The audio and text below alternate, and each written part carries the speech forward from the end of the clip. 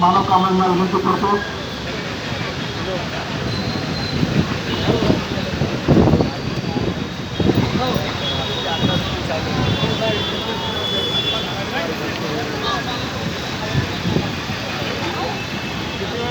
सर्व क्रांतिकारकांना महापुरुषांना प्रथम अभिवादन. रयतेचे राजे छत्रपती शिवाजी महाराज यांना प्रथम अभिवादन.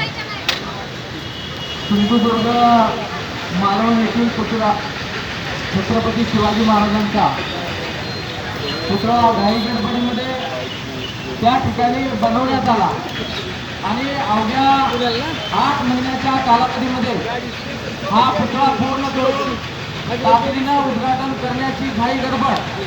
लोकसभा निवडणूक तोंडावर असताना महाराष्ट्र राज्यातील लोकांमध्ये भारतीय जनता पक्षाची आणि गद्दारी करून सुद्धा मतं न मिळणाऱ्या महायुती सरकारने केविलवाला प्रयत्न केला आणि त्या ठिकाणी त्याचं उद्घाटन केलं.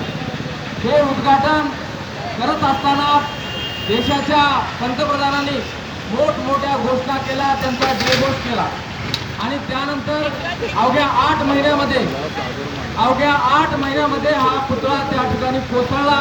हा पुतळा कोसळणं म्हणजे आमच्या महाराष्ट्राची अस्मिता कोसळली, आमच्या महाराष्ट्राच्या तमाम शिवप्रेमींचं अस्मिता कोसळली. हजारो वर्षापासून 350 वर्षापासूनचा इतिहास पुसण्याचा प्रयत्न या निमित्तानं भारतीय जनता पक्ष महायुतीच्या सरकारच्या लोकांनी केला आणि याही पलीकडे जाऊन हे काम कोणाला द्यायचं, कुणाला नाही द्यायचं, हे खोटे आणि गद्दारीमधून निर्माण झालेल्या महायुती सरकारच्या ठेकेदार आणि बगलबच्च्यांनी मुख्यमंत्र्यांचे पुत्र श्रीकांत यांचे मित्र यांना हे काम देण्यात आलं.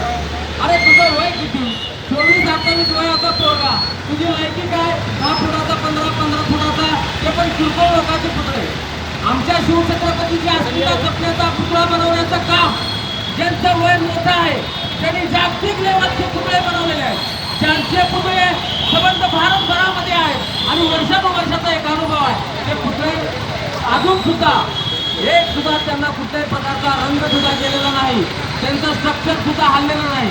परंतु अशा प्रकारच्या नालायक लोकांना त्याच्यामध्ये भ्रष्टाचार करून चुकीच्या लोकांना त्यांची मैत्री संबंध आणि ठेकेदार पोचण्यासारखं काम म्हणून त्यांना देण्यात आला. आता त्याच्यावरचा त्याला भूत आलेला आपण ज्याला म्हणतो त्याला अजून काय म्हणतात की हे आहे ते नौदलाने उभारलेलं आहे. म्हणजे महाराष्ट्र सरकार नौदलावर ढकलायचं, नौदलचं सरकार राज्य सरकारवर ढकलायचं आणि राज्य सरकार केंद्रावर ढकलायचा.